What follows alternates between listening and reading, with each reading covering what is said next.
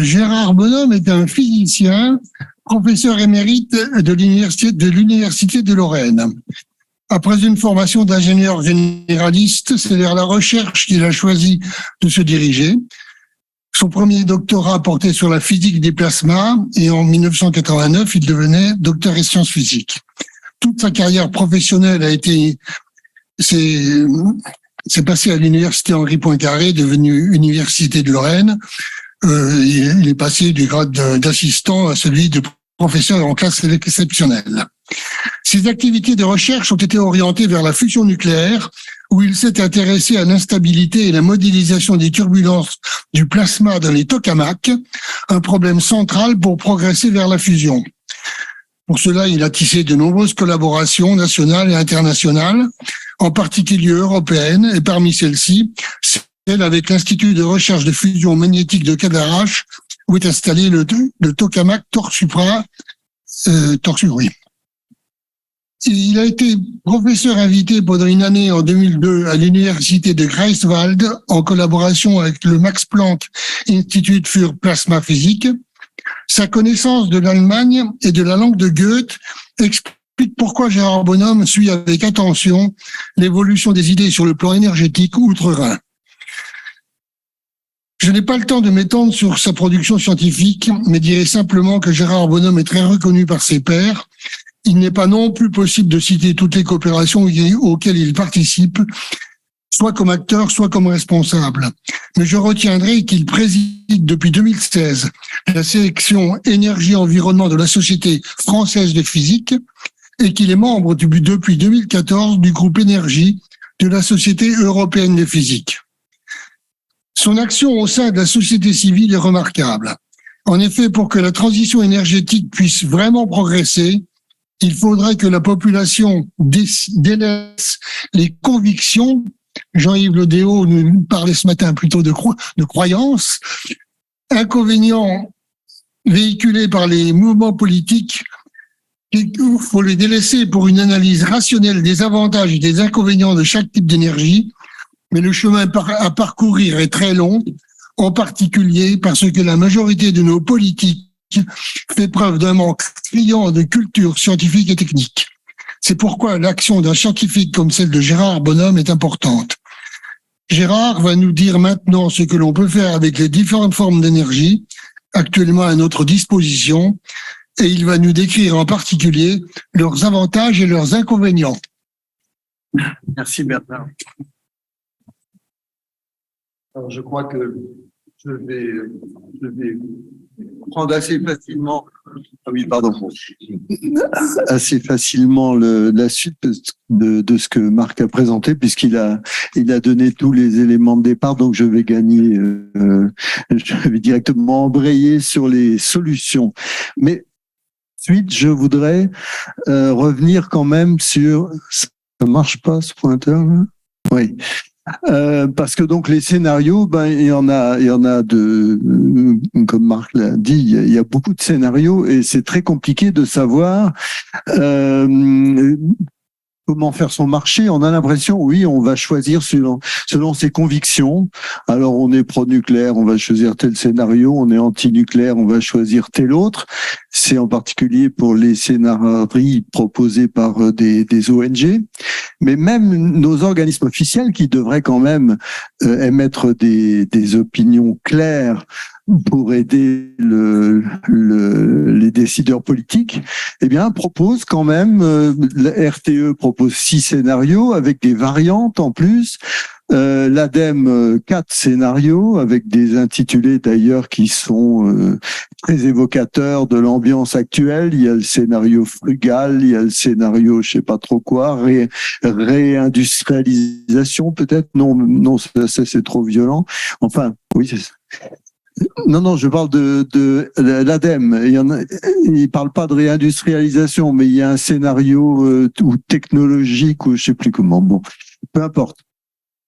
Et alors effectivement, il faut savoir quelles sont les hypothèses de départ, comment ces scénarios ont été conçus, en fait, avec l'objectif qu'a annoncé Marc d'atteindre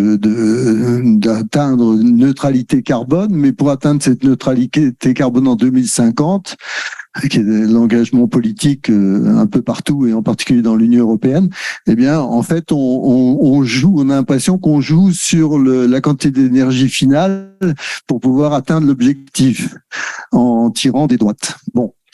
Donc, ce qui est très important, c'est quand même de repartir du départ. Donc, quelle consommation finale, quelle part pour l'électricité, quelle stratégie. Donc, c'est ce que Marc a présenté tout à l'heure.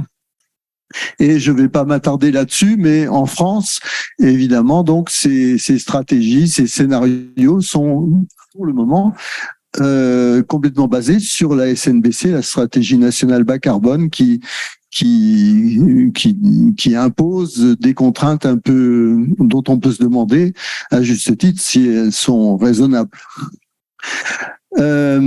Donc je vais repartir de la consommation d'énergie. Pourquoi est-ce qu'on consomme de l'énergie? Pour quels usages? Est-ce qu'on est condamné à en consommer autant? Et en élargissant au niveau mondial, parce que je crois, comme l'a dit Marc aussi, c'est un problème réellement global. Et donc, allons directement, puisque alors on met en avant l'efficacité énergétique et la sobriété. Jusqu'où peut-on aller? Qu'est-ce que ça peut nous permettre d'obtenir? Est-ce que ça peut permettre de tenir les objectifs? On va voir, je vais passer rapidement là-dessus, mais donner quelques éléments. Alors, ce qui est quand même important, c'est je ne sais pas si tout le monde est familier avec la notion d'énergie finale. Alors, si vous regardez cette évolution de la consommation d'énergie finale pour l'Union européenne depuis les années 90 jusqu'à 2019, vous voyez des bandes qui se superposent, qui correspondent aux produits pétroliers, à l'électricité, le gaz naturel, les renouvelables, de la chaleur, enfin des chaleurs récupérées, et le charbon. Bon, il y a très peu de charbon là-dedans. Comment se fait-il? Ben oui, mais il y a énormément de charbon qui est consommé dans l'énergie primaire parce qu'il sert en grande partie à produire de l'électricité. Donc c'est pour la raison pour laquelle il apparaît en plus en vert, ce qui est extraordinaire. Bon. Alors donc on voit que la part effectivement des produits pétroliers et du gaz est absolument considérable. Et Marc a déjà présenté ça. Je vais pas revenir dessus. C'est les mêmes chiffres évidemment. À peu près. Moi c'était en 2016, c'était un peu plus élevé. Mais pourquoi c'est plus élevé? C'est parce que est inclus là-dedans la quantité de ressources, en particulier le pétrole et le gaz, qui sont utilisés pour des usages non énergétiques et donc comme matière première. Ce que je veux pointer ici essentiellement pour la suite de la discussion, c'est la part extraordinaire, enfin très importante, jouée par la chaleur, les dépenses pour la production de chaleur dans cette énergie finale, et ça représente en gros 45% qui se répartissent dans les utilisations, pour 50% environ dans le résidentiel, 20% dans les services et 30% dans l'industrie. Et donc, évidemment, cette chaleur, elle est produite essentiellement par des fossiles et aussi par la biomasse. Et n'oublions pas la biomasse solide, c'est-à-dire le bois en particulier. Voilà. Donc ça situe les choses. Et je voudrais maintenant rapidement vous montrer ce qu'il en est au niveau mondial. J'avais construit ces diagrammes qui montrent en empilant des rectangles dont la hauteur correspond à la population des régions du monde concernées.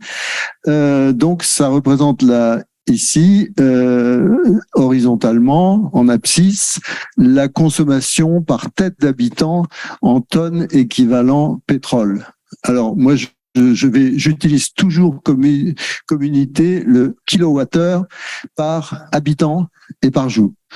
J'avais appris ça de quelqu'un qui a commis des travaux que j'ai trouvé extrêmement intéressants, qui s'appelle David McKay, qui est décédé maintenant.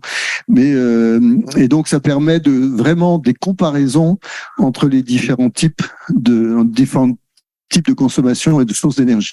Alors la moyenne mondiale, elle est là, elle est en gros à 60 kWh par jour et par personne, et la moitié de ce que nous consommons.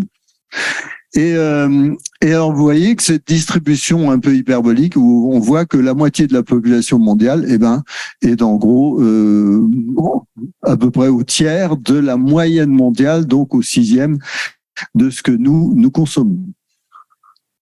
Alors, si on regarde la consommation d'électricité, l'écart est encore plus grand, mais la distribution est du même type. Hein, et on voit, pour nous, c'est à peu près la même chose. Je passe rapidement. Les émissions de CO2, dans la mesure où les combustibles fossiles représentent en gros 80% au niveau mondial de l'énergie primaire, c'est pas surprenant que l'évolution des émissions de CO2 soit de la même forme que pour la consommation d'énergie. Alors, donc, qu'est-ce qu'on peut constater là-dessus? D'abord, évidemment, le poids colossal des fossiles, 60% de l'énergie finale en Europe.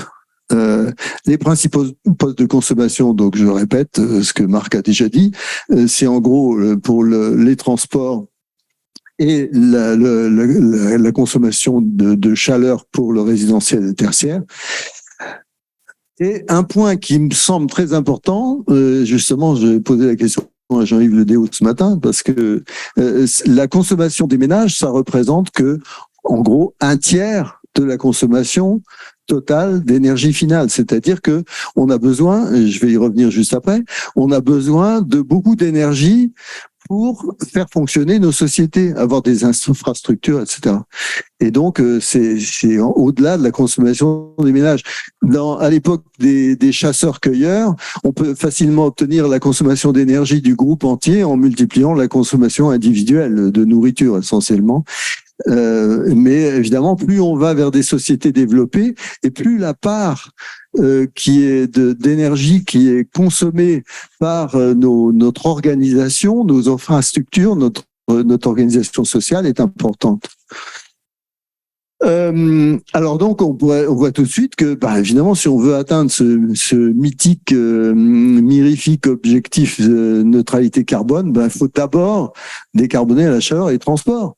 Alors on peut se dire mais pourquoi alors est-ce que toute la discussion, en particulier en France où l'électricité est décarbonée, pourquoi la discussion se focalise toujours sur l'électricité puisqu'on ne parle que des renouvelables électrogènes, du photovoltaïque et de l'éolien? Donc c'est déjà une première interrogation.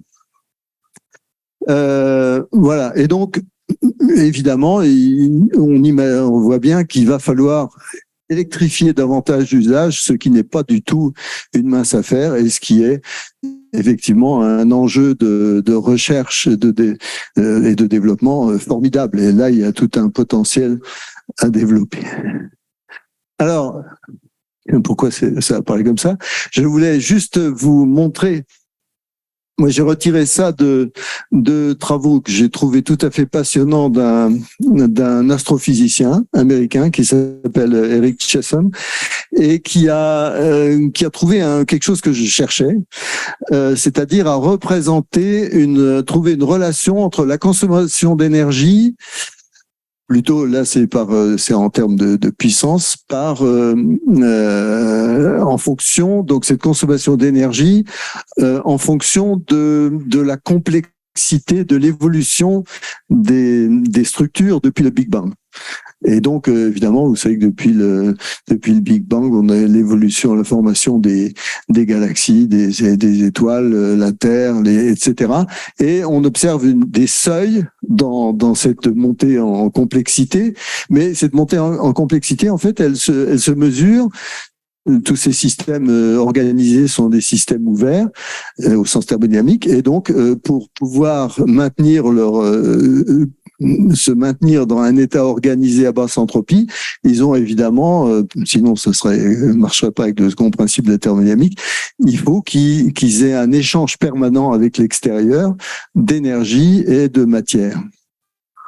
Et donc, eh bien, on voit clairement que cette évolution correspond à une quantité d'énergie qu'on peut mesurer par jour et par individu.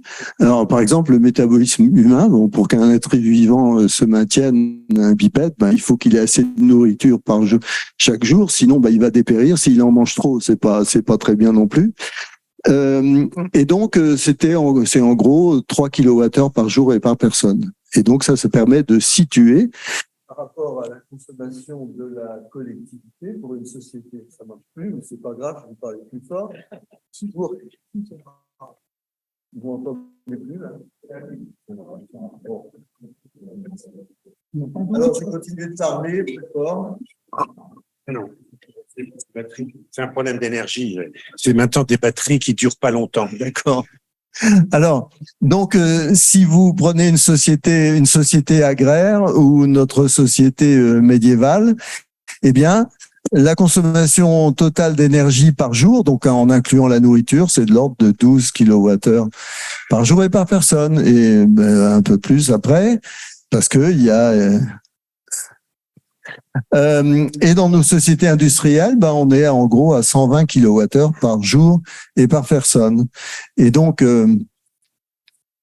évidemment, on voit tout de suite pourquoi les fossiles, ça a été absolument génial, puisque 1 litre de pétrole, c'est en gros 11 kWh par jour. Bon, donc j'ai pas trop de temps là-dessus, mais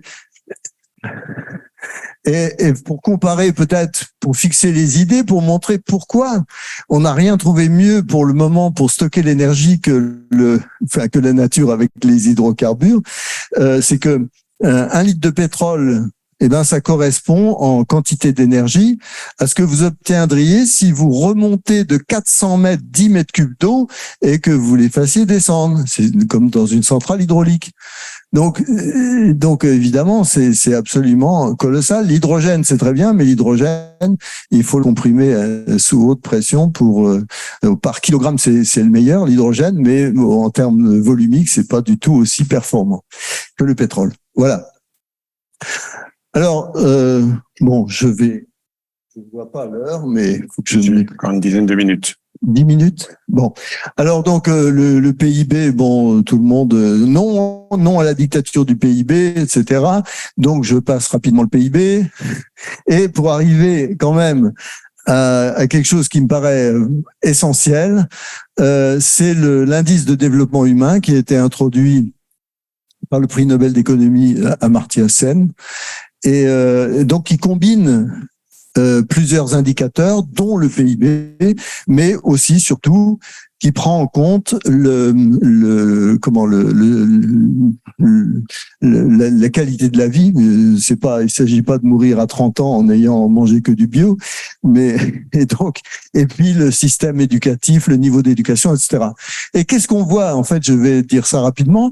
La lecture de cette courbe qui montre l'évolution de cet indice qui est entre 0 et 1 en fonction de la quantité d'énergie par habitant en tonnes équivalent pétrole. Bon, eh bien, on voit que il y a manifestement l'évolution qu'on peut observer, c'est une courbe qui manifeste clairement un effet de saturation, et on voit bien que donc les pays qui consomment beaucoup d'énergie ne gagnent pas en indice de développement humain qui mesure l'état de la société. Et en revanche, ceux qui sont tout en bas, ils sont dans la misère et ils n'ont pas assez d'énergie, ils n'ont rien, les pauvres. Et donc, il y a un seuil. Donc, le seuil, il est en gros à peu près à la consommation moyenne mondiale par habitant. Donc nous, on est au-dessus du seuil, puisqu'on est au double à peu près. D'après ta courbe, au 3 que 1,5. Non, mais attention, là c'est en tonnes équivalent pétrole. Et la table, c'est ça? Oui, et le seuil, je le situe à 1,5. Déjà dans le oui, enfin bon, oui. Et alors que naturellement, donc au-dessus. Oui. Au-dessus, eh bien, on peut rien faire. Donc voilà. Conclusion, donc c'est une réalité qui est incontournable.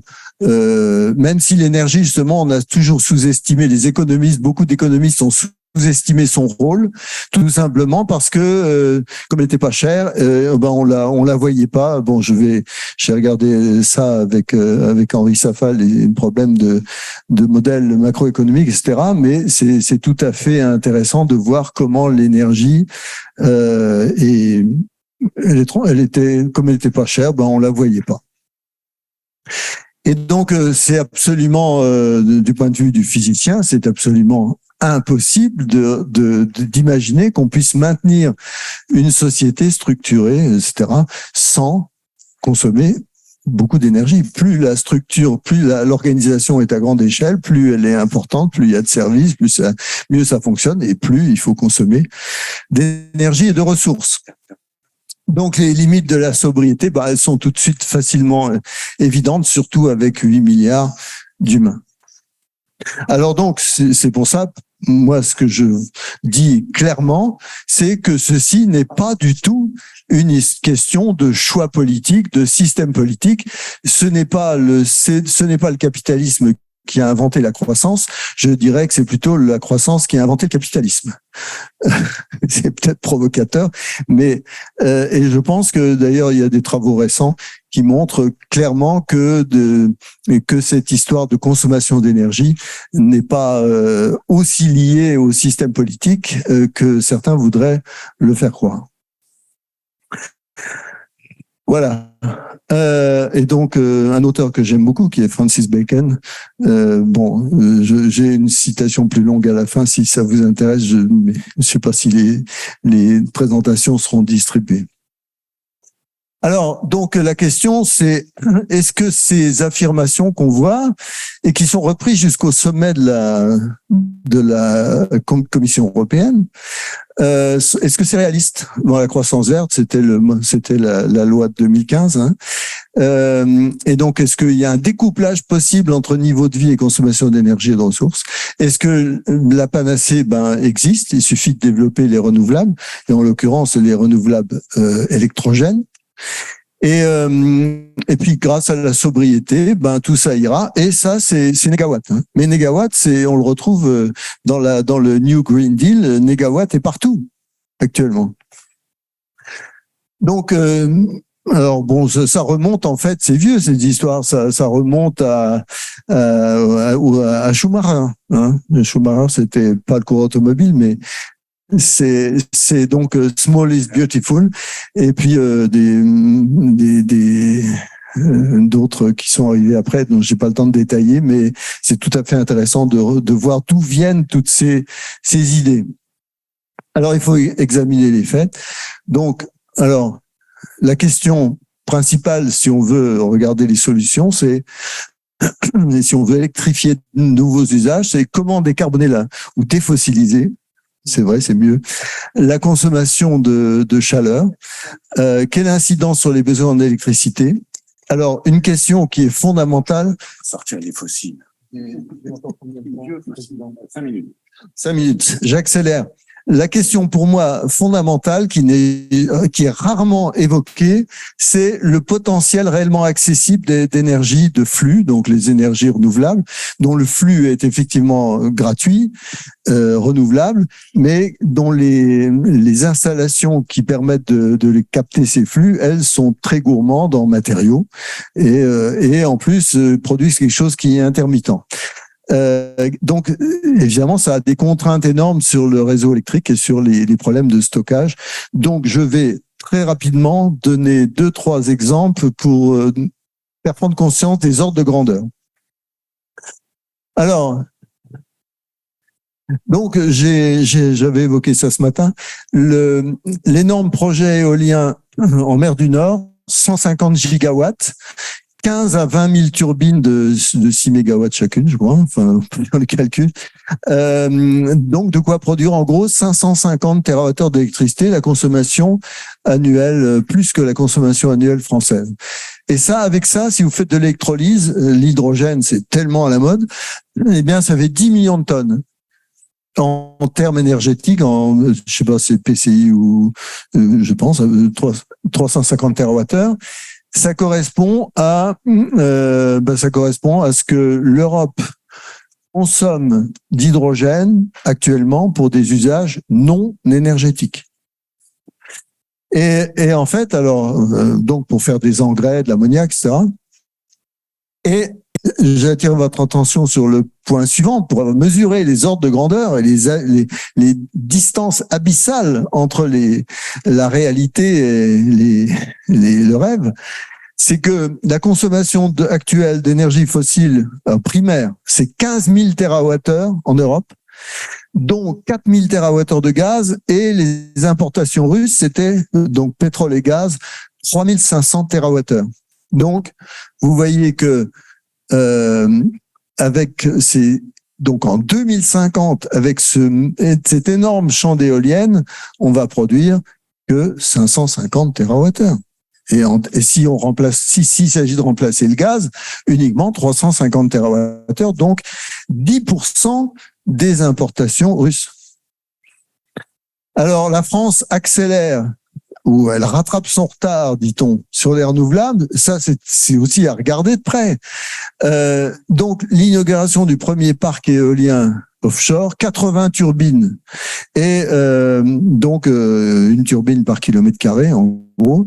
Et donc, à terme, l'objectif, c'est 40 gigawatts, c'est-à-dire 140 TWh à mettre en regard de la consommation actuelle d'électricité en France et évidemment de la consommation des 61% ou même plus de fossiles dans la consommation d'énergie finale. Et puis donc, il y a le problème de la pilotabilité du stockage que je vais décrire rapidement. À partir, donc ça, je passe rapidement parce que j'ai pas le temps. Je voulais simplement, j'ai fait une estimation, pas tout seul, de ce qu'on pouvait espérer obtenir en France avec notre potentiel de renouvelables électrogènes, si on pousse les curseurs et les investissements au maximum. Eh bien, sur l'éolien terrestre, 75 TWh, en l'éolien en mer, les 140 TWh. Donc, avec le solaire, grand maximum. On arrive à tout casser à 350 TWh. On est peut-être à 50% de renouvelables pour l'électricité. Et donc, mais en tout cas, on n'est pas du tout le potentiel est naturellement complètement insuffisant, et c'est vrai dans tous les pays d'Europe. On n'a pas assez de renouvelables. Et alors la biomasse, il y a beaucoup d'ambition là-dessus qui me semble complètement démesurée. Et donc biogaz. Secteur de charge. Oui. Donc Donc, total de renouvelables, si on arrive à produire la quantité d'électricité actuelle, ce sera tout bout du monde, et en 2050, et je sais pas quand, ça dépend des investissements. Et donc, on est loin du compte et on n'a pas résolu le problème que j'évoque tout de suite, qui est absolument, c'est incroyable. C'est quelque chose qu'on peut lire les journaux, si on regarde, tous les jours, pardon, mais pas dans les journaux, si on regarde les données. C'est la situation de l'Allemagne avec sa formidable Energiewende, que d'aucuns trouvent encore que c'est absolument l'exemple à suivre. Donc, un développement considérable des renouvelables électrogènes, éoliens et solaires. Alors, qu'est-ce qu'on observe? Ce qui est très intéressant, c'est de regarder ce qui se passe du point de vue des puissances, des capacités installées et de la production d'énergie annuelle. Alors, ce qu'on voit, c'est qu'effectivement, il y a une montée, une croissance qui est très claire, ça va jusqu'en 2018, du parc installé en renouvelable. C'est éolien et solaire, mais c'est surtout l'éolien. Et puis là, on voit en bleu le nucléaire. Il n'est pas encore complètement tombé à zéro parce qu'on est en 2018 là, mais même en 2022, il n'est pas encore complètement tombé à zéro. Enfin, il doit descendre à zéro. Mais ce qu'on voit, c'est que le thermique à flamme, donc, ce qui permet soit en brûlant du gaz ou du charbon, d'avoir de la puissance pilotable, ça reste à peu près constant. Et d'ailleurs, les Allemands construisent de nouveau des centrales à gaz. Et dans le budget, enfin les subventions européennes, ils comptent utiliser beaucoup, et en particulier bénéficier de la taxonomie pour construire des centrales au gaz, dont il est dit après qu'elles brûleront de l'hydrogène. Alors, si on regarde maintenant la production, le nucléaire ça descend à zéro, les fossiles, le charbon ça descend à zéro aussi. Alors c'est bizarre, la production d'énergie diminue, mais la puissance installée reste constante. Pourquoi? Eh ben naturellement parce que à cause de l'intermittence, vous devez maintenir une capacité, vous devez produire au réseau électrique garantir la puissance totale du réseau, quelle que soit la part, la contribution annuelle des renouvelables qui produisent pas quand la demande, il faut à chaque instant que la demande et l'offre soient équilibrées, sinon votre réseau explose.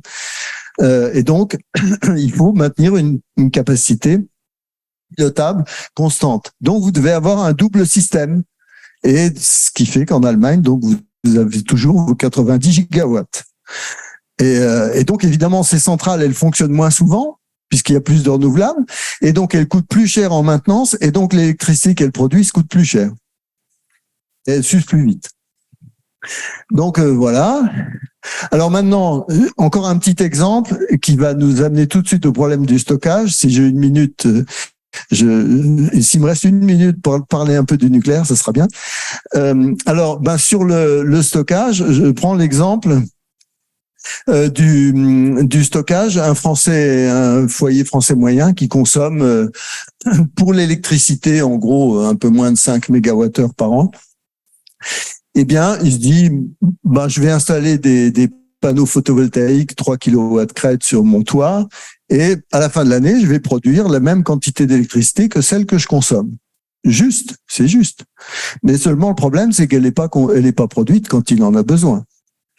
Et donc, il est obligé de stocker. Et s'il veut vraiment faire de l'autoconsommation et se débrancher du réseau, eh bien, il faut qu'il ait un volume de stockage.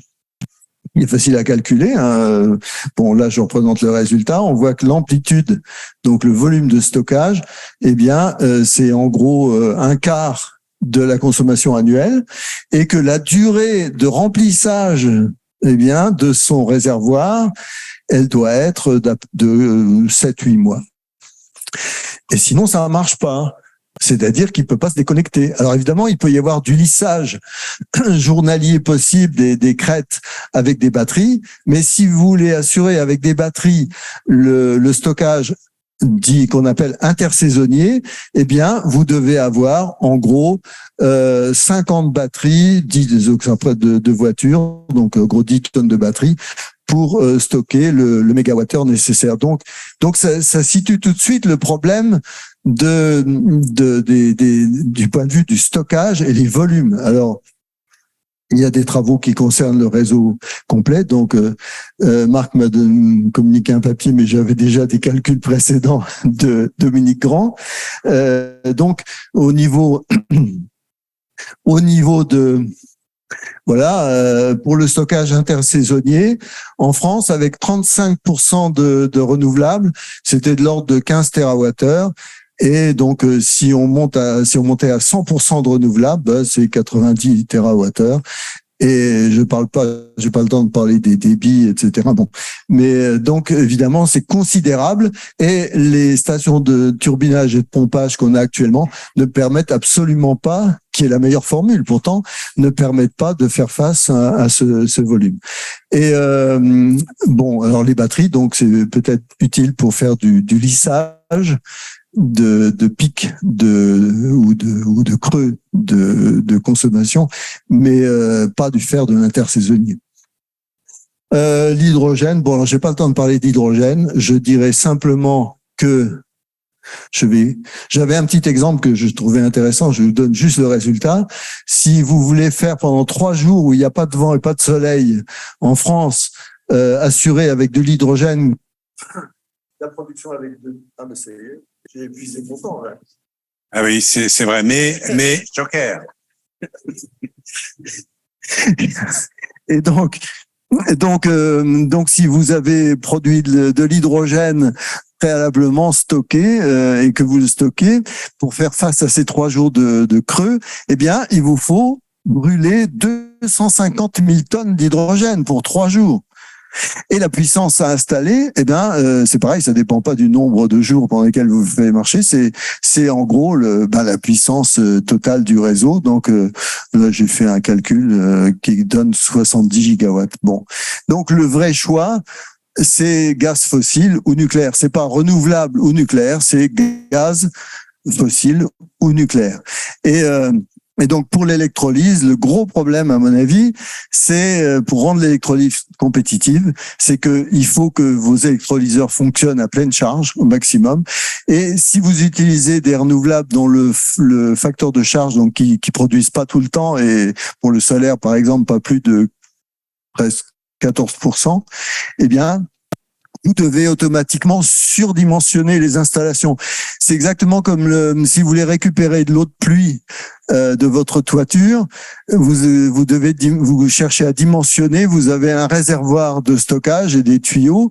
Et si vous avez une grosse drache, comme on dit chez moi, une grosse averse, et que vos tuyaux d'amener sont trop petits, ben vous allez perdre le maximum qui correspond à un pic de production et vous pourrez pas stocker, etc.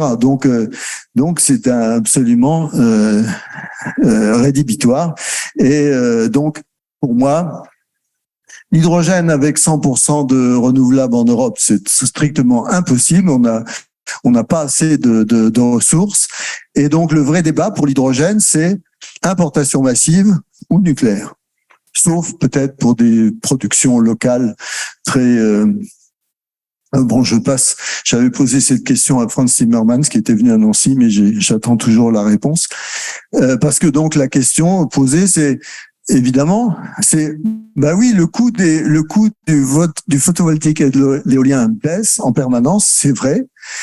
Mais est-ce que ça suffit pour garantir que ça va permettre de répondre à la question de fond, de défossilisation?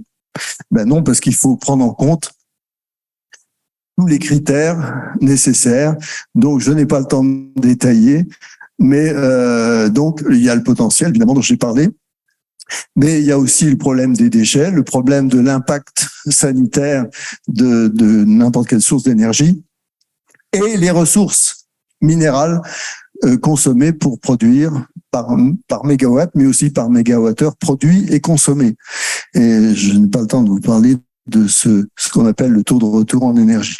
Donc, j'arrive tout de suite. Bon, j'avais fait un petit calcul pour la consommation de matériaux. Ça rejoint ce que disait Marc tout à l'heure, mais il y a les travaux de Olivier Vidal qui sont très complets sur la question, montrent que évidemment pour le solaire et l'éolien, mais surtout pour le solaire, la consommation de ressources minérales est absolument considérable et que le problème qui risque de se poser, c'est que si les pays riches, si nous accaparons toutes les ressources minérales disponibles sur la planète pour faire une transition vers des ENR qui sont pas efficaces vraiment chez nous, alors qu'elles le seraient beaucoup plus en Afrique, par exemple, je pense au photovoltaïque, eh bien, c'est très dangereux parce que ces pays, quand ils vont se développer, qui pourront plus utiliser de fossiles parce qu'il y en aura pratiquement plus ou on leur interdira de les utiliser, et en plus, ils auront plus de ressources minérales pour installer des renouvelables. Voilà. Donc, alors c'est pour ça que c'est ma première conclusion, c'est que il faut reconnaître les limites de cette approche, de ce fameux triangle vertueux là, de négawatts, et qui pour moi est une vraie chimère, surtout si on veut assurer notre indépendance énergétique. Et je pense qu'il faut se tourner vers ce trilemme introduit par c'est un vocable introduit par le Conseil mondial de l'énergie, qui est vraiment très pertinent. En gros, pour que votre système énergétique tienne debout, vous imaginez un tabouret avec 3 pattes. Eh ben, il faut que les pattes aient à peu près la même longueur. Et la première patte, c'est le réseau, les infrastructures qui permettent d'assurer la sécurité d'approvisionnement. Le deuxième, c'est l'équité d'accès pour tous aux ressources énergétiques. Et le troisième, c'est évidemment la durabilité, l'impact minimum sur l'environnement. Voilà. Alors donc pour moi, et je vais conclure là-dessus, c'est que le nucléaire est absolument incontournable et contrairement c'est pas du tout ma position. Contrairement à ce que pensent beaucoup de gens actuellement ou disent beaucoup de gens, c'est pas une solution transitoire qui va disparaître quand les renouvelables auront montré leur plein développement. Je pense que c'est la seule solution d'avenir qui nous permettra, j'espère, de découpler production d'énergie parce que c'est une source à très haute intensité. C'est encore mieux que le pétrole, puisque on quitte les énergies chimiques qui sont de l'ordre de l'électronvolt par atome, et là on est à des millions d'électronvolts par atome, et donc qui permettrait de découpler production d'énergie et consommation de ressources minérales. Et donc il faut reconnaître les incohérences de cette loi et du schéma SNBC. Et donc un petit jeu de mots. C'est que pour l'hydrogène, il faut remplacer le steam methane reforming par le small modular reactors.